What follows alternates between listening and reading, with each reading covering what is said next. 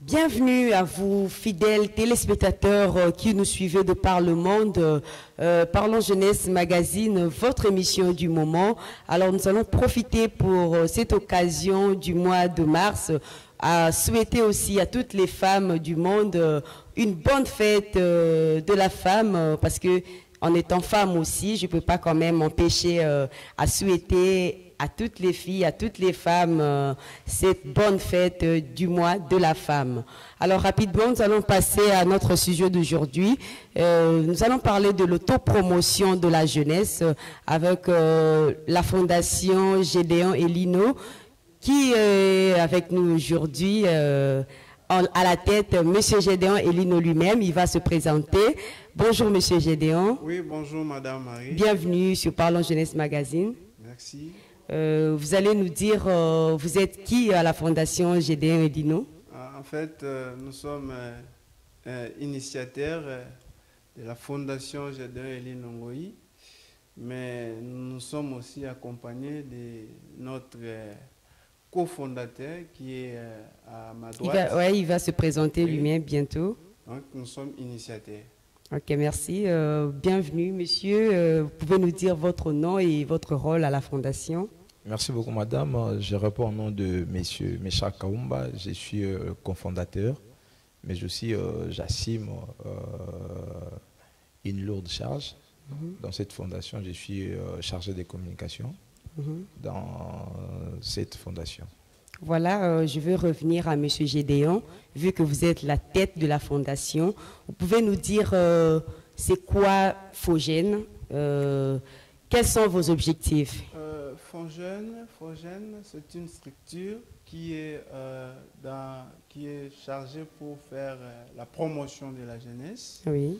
Nous sommes en train de faire la promotion de la jeunesse grâce à la vulgarisation de l'assainissement aux jeunes gens, mais aussi nous portons notre soutien aux jeunes gens qui sont dans des difficultés.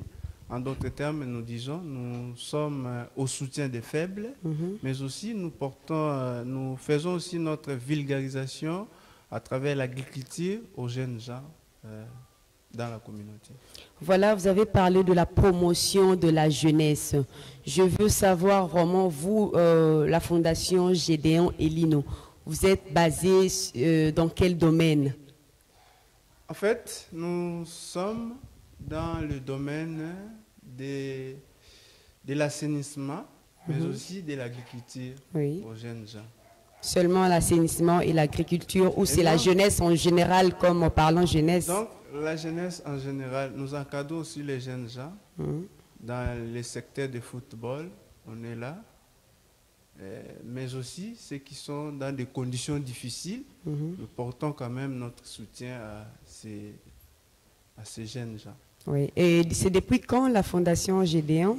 La Fondation Gédéon est d'abord dans la naissance. Oui. Dans la naissance. Mais on avait déjà commencé, il y a cela 2 ans qu'on a commencé la Fondation.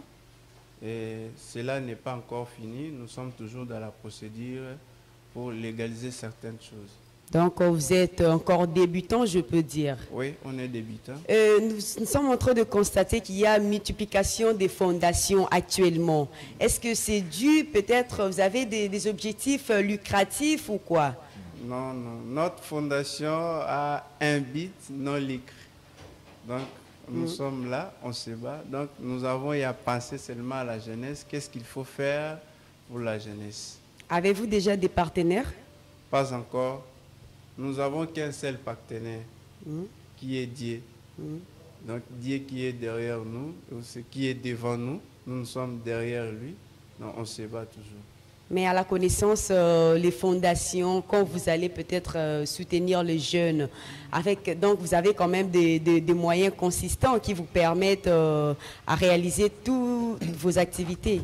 En fait, nous n'avons pas de moyens suffisants, mais nous avons la volonté nous avons la volonté. Ce que nous cherchons, ce n'est pas d'abord, comme on dit, un intérêt physique. Nous cherchons d'abord un intérêt divin. Donc, nous comptons à Dieu ce que nous faisons aux jeunes gens et surtout ceux qui souffrent. Donc, ce que nous faisons, nous croyons que Dieu va quand même nous aider à aller plus loin. Et qu'avez-vous déjà réalisé comme une grande chose comme ça, concret quand même? Dans les 2 ans que nous avons effectué déjà, on a fait déjà les descentes. On a été autrefois dans un hôpital et autrefois... nous allons demander aussi au régie de nous balancer quelques photos de la descente sur le terrain. Oui. Là, c'était dans un hôpital et autrefois, nous étions dans un orphelinat. Et oui, déjà, on a fait déjà quand même quelque chose de mieux. À part ce que vous avez dit, descente à l'orphelinat, à l'orphelinat et à l'hôpital, qu'est-ce que vous envisagez encore de plus? Donc, nous envisageons de faire beaucoup mieux. Aller au-delà même de ce que nous avons eu à faire. Donc, de faire les descentes dans des milieux où impraticables. Donc, nous, Fongène, comme nous avons dit, nous allons s'y gérer dans le secteur d'assainissement. Donc, faire éveiller à la jeunesse. Ce n'est qu'à la jeunesse, aux jeunes gens, que nous pouvons assainir nos milieux et nous pouvons aussi aller dans le secteur agricole pour faire quand même de l'agriculture et nous ayons aussi quand même à manger dans notre ville ou dans notre communauté. Et vous ne pensez pas quand même demander de l'aide peut-être auprès des autorités pour vous soutenir quand même avec cette vision que vous avez surtout de l'agriculture et puis l'assainissement de l'environnement? Madame, nous sommes très heureux d'être aujourd'hui devant vous dans Parlons Jeunesse. Donc nous sommes jeunes. Vous voyez la volonté qu'on a. Je crois que vous nous avez posé déjà la question de savoir qui est derrière nous. Nous avons dit Dieu. Mais celui qui va se sentir généré de ce que nous on a en tant que jeunes comme volonté, nous sommes là. Fongène est là, est capable de s'associer avec une personne ou une autre organisation. Donc nous sommes prêts. Mais après, quand vous aurez peut-être de moyens ou un grand partenaire, tout cet argent-là, ça deviendra pour vous et votre famille. Ça ne sera plus pour les orphelins ou les malades à l'hôpital. Nous l'avons bien dit dès le début. Donc nous ne cherchons pas un intérêt physique. Mais d'abord, ce qui compte chez nous, c'est l'intérêt divin. Donc, avec ce qu'on a, nous pensons quand même à cela, l'épée. Mais lorsqu'on en aura encore beaucoup, donc nous allons toujours continuer à penser à elle. Vous allez toujours continuer à penser aux orphelins et aux malades qui sont dans des hôpitaux. Tout. Voilà, nous allons passer avec M. Meshach Kaoumba, qui est le communicateur de la Fondation Gédéon. Exactement. Vous pouvez nous dire, en tant que communicateur, qu'est-ce que vous apportez de plus à la Fondation? Parce que là, vous avez dit que vous n'avez pas de partenaire, mais moi, à ce que je sache, quand il y a un communicateur au sein d'une structure, c'est à vous le travail de chercher, de parler de la Fondation auprès des autorités, auprès de grands partenaires. Bon, en fait, merci beaucoup pour la question. Je crois que notre fondateur vient à peine de vous dire que la Fondation est encore dans la naissance. Oui. Avec l'effort que nous avons essayé un peu de faire, nous avons eu à créer une rencontre avec notre autorité municipale. On a échangé un peu avec lui. Le siège, c'est où déjà? Le siège, c'est dans la commune de Maluku. Oui, waouh, c'est bien. Le siège, c'est dans la commune de Maluku. C'est de là que nous cherchons un peu à promouvoir justement notre fondation. Mais aussi, nous avons déjà créé un site web. Et nous avons aussi créé une page Facebook que nous cherchons à lancer justement un appel aux partenaires qui, si le partenaire trouve des intérêts à ce que nous avons comme vision, la porte est grandement ouverte. Et est-ce que vous êtes toujours limité à Maluku, soit la vision c'est d'aller, la vision c'est de toucher toute la RDC ou soit le monde entier peut-être aussi. La vision, c'est dans le monde entier. Comme déjà là, nous avons lancé déjà un appel dans les réseaux sociaux qui est le Facebook, mais aussi dans les sites web. Donc nous lançons un appel à tout le monde. C'est-à-dire l'appel est lancé au monde et nous attendons que les gens puissent s'adhérer. Vous attendez, donc vous utilisez juste les médias et les réseaux sociaux pour lancer des appels, soit vous pouvez aussi aller de porte en porte pour chercher des partenaires. Bien sûr, madame. Vous ne pensez pas à ça? Bien sûr, madame. Non, on pense déjà à ça. Nous avons commencé par les médias parce que nous voulons justement valoriser, vendre notre image. Oui. Vendre l'image de notre fondation. C'est ça d'abord ce qui est primordial pour nous. Et je crois qu'entrer en porte, cela serait peut-être deuxième chose qu'on pourrait bien faire. Parce que actuellement, les gens se lancent beaucoup plus dans des internets, ils se lancent. De quoi? La raison pour laquelle nous avons voulu commencer d'abord par les médias. Et je crois que ce qui serait peut-être la deuxième chose, c'est d'entrer porte à porte. Est-ce que pour aider les orphelins, soit pour aider les jeunes, promouvoir la jeunesse, il faut toujours avoir une fondation ou une ONG quelconque? Bon, madame, ce n'est pas nécessairement pour être un peu bien structuré. La raison pour laquelle nous avons voulu créer cette fondation,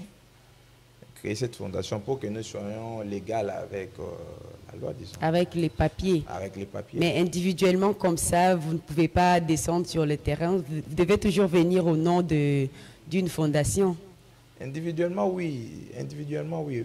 Comme vous avez entendu, notre fondateur a dit, nous les faisons pour un intérêt divin. Vous savez, madame, Dieu bénit quelqu'un s'il trouve seulement son intérêt. Donc, nous avons voulu, la première des choses, trouver d'abord l'intérêt de Dieu, c'est quoi? C'est d'aider ceux qui sont faibles. Donc, c'est un peu ça. Donc, vous voulez juste satisfaire Dieu en aidant, mais ce n'est pas peut-être avec d'autres ambitions derrière. Madame, Dieu englobe le tout. Vous savez, il y a un passage biblique qui dit savoir Dieu, c'est l'expérience de la gloire. Donc nous avons trouvé bon de donner d'abord le tout ce que nous avons à Dieu. Parce qu'en Dieu, il y a la bénédiction, en Dieu, il y a l'argent, en Dieu, il y a le tout. Donc, raison pour laquelle nous cherchons d'abord l'intérêt de Dieu. C'est un peu ça. Donc, voilà, nous comprenons. Je reviens à M. Gédéon, qui est la tête de la fondation. M. Gédéon, vous pouvez nous dire, est-ce que vous avez des sièges dans d'autres... Vous avez des ambitions peut-être à arriver à avoir des sièges dans des provinces aussi? Oui. Pour le moment. Comme le chargé de communication, il a dit. Donc, notre ambition est celle-là. Pourquoi pas d'aller même au niveau international. Oui. Donc, oui, aujourd'hui, les gens envisagent beaucoup plus l'international parce que c'est de là d'où viennent beaucoup de partenaires et des grands partenaires aussi. Mais vous oubliez quand même les provinces, l'intérieur de votre pays. Est-ce que vous envisagez aussi à aller à l'intérieur pour soutenir aussi ceux-là qui sont là-bas? Madame, au départ, d'abord, je vous dirais que je suis né au village. Donc, je pense aussi à la province. Parce que quand vous dites promouvoir la jeunesse, ce n'est pas une main sans fer. Une main sans fer, hein? Oui. Donc, nous pensons aussi dans des provinces aller, mais actuellement, vu les moyens, nous avons pensé d'abord de commencer là où nous sommes. C'est dans la commune de Malo. Comme l'a dit, nous allons faire un effort de parler avec nos autorités municipaux. Donc, nous allons parler avec eux. Donc, ça va aller. Ça va aller. Ouais. Avec la grâce du Seigneur, ça va aller. Et surtout, nous comptons toujours à Dieu. Alors, vous pouvez nous dire, par rapport à notre sujet, l'autopromotion de la jeunesse, qu'est-ce que vous pouvez dire? Est-ce que la jeunesse d'aujourd'hui est capable de s'autopromouvoir? Parce que nous avons comme l'impression que les jeunes ont toujours tendance à chercher de l'aide peut-être chez les grandes personnes. Mais pourtant, entre nous les jeunes, nous pouvons faire en sorte que nous soyons une force, la jeunesse congolaise soit une force par rapport à l'autopromotion de la jeunesse. Qu'est-ce que vous pouvez dire par rapport à cela? Oui, c'est vraiment une chose très capitale, mais aussi très difficile à l'heure actuelle. Comment? Vous voyez pourquoi? Parce que la jeunesse d'aujourd'hui, nous avons une difficulté. Vous voyez, à l'heure actuelle, même le travail devient difficile, tu vois. Donc, les jeunes gens cherchent toujours à courir derrière le levier pour avoir quand même les soutiens et les moyens.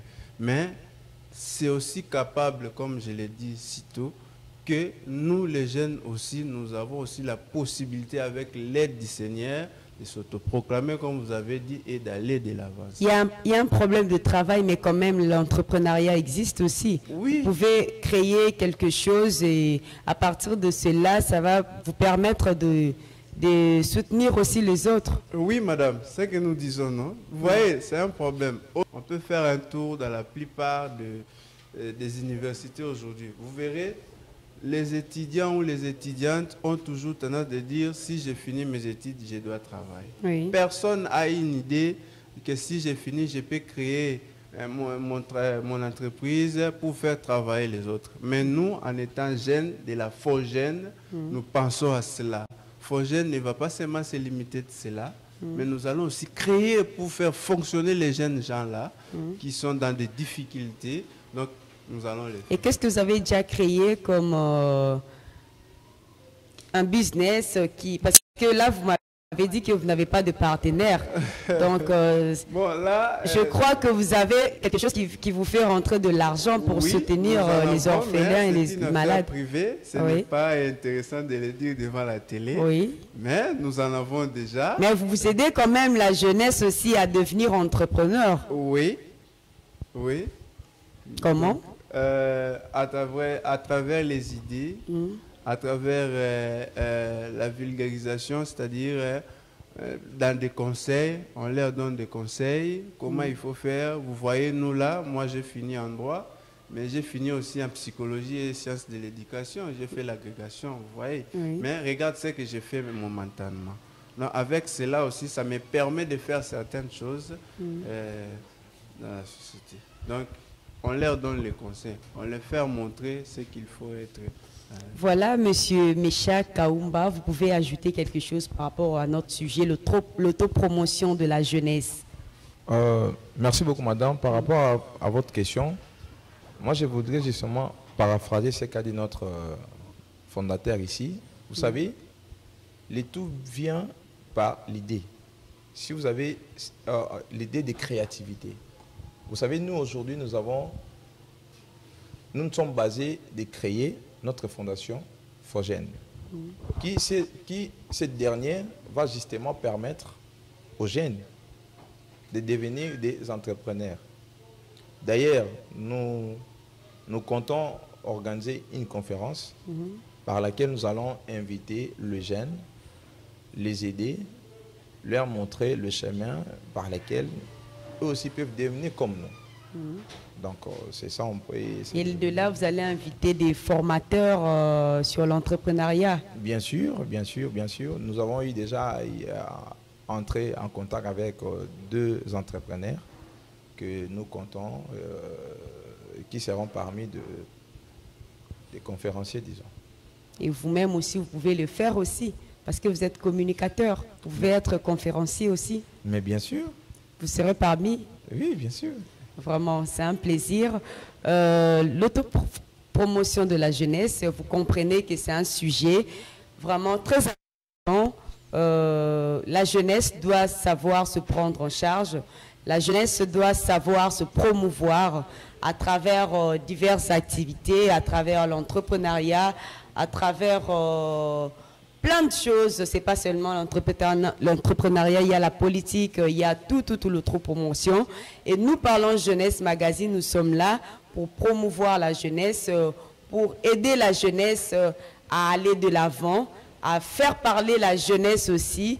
Parlons Jeunesse Magazine, nous sommes là. En tout cas, c'était un plaisir pour Pour nous de recevoir sur ce plateau Monsieur Gédéon et Monsieur Meshak Kaoumba, qui sont les membres de la Fondation Fogène. Voilà, nous sommes arrivés à la fin de notre mission. C'était un plaisir pour nous de recevoir sur ce plateau Monsieur Gédéon Elino et Monsieur Meshak Kaoumba, les membres de la Fondation Fogène. Ils ont voulu passer aussi sur le plateau de Parlons Jeunesse Magazine pour parler de leur fondation, pour parler de leur vision. Et nous allons donner à la fin, Monsieur Elino, le temps de passer un message aux partenaires qui vont vous suivre et aux autorités, s'ils seront quand même convaincus par rapport à vos visions et ils viendront en aide. Merci, madame. Comme nous l'avons dit au début, c'est Dieu qui nous aide maintenant, mais Dieu peut nous aider à travers les gens, à travers les gens que nous vivons dans la communauté. Tout celui qui se sent capable et il a vu que cette vision qu'on a, c'est une très bonne vision. Nous lançons un appel à ceux qui veulent nous soutenir, peuvent venir, nous sommes là et nos numéros seront là et je pense que les communicateurs vont passer les numéros, ils peuvent nous appeler n'importe quelle heure, nous allons y être. Mais aussi, nous demandons beaucoup plus à notre autorité municipale, Monsieur le bourgmestre Jacques Mounzé, mais aussi à notre député, Monsieur honorable Papi Mpiana, que je salue à Passa, de veiller quand même ou de voir ce que nous, la jeunesse de Maluku, nous sommes en train de penser pour aller plus loin. Rapidement, monsieur le communicateur, vous pouvez passer votre numéro de téléphone. Notre numéro de téléphone, c'est plus 243 82 54 64 441. Un seul numéro? Ouais, un seul numéro. Et donc, vous avez une page Facebook? Ouais, nous avons écrit Yous Kaoumba et donc... Voilà. Vous avez le contact de la Fondation Fogène. Si vous avez le plaisir de leur venir en aide, vous pouvez les contacter par le numéro qui est donné par le communicateur. Nous sommes à la fin. Parlons Jeunesse Magazine vous remercie pour votre fidélité de nous suivre chaque jeudi à 21h et chaque samedi à 19h. Merci à Face Télévision, merci à Dorifor Maël qui était derrière la caméra. Merci aussi à Joseph Ikati et à Idriss Denewade. Suivez-nous aussi en intégralité sur notre chaîne YouTube Koyal TV 1 et n'oubliez pas de vous abonner à la chaîne. Retrouvons-nous à la prochaine.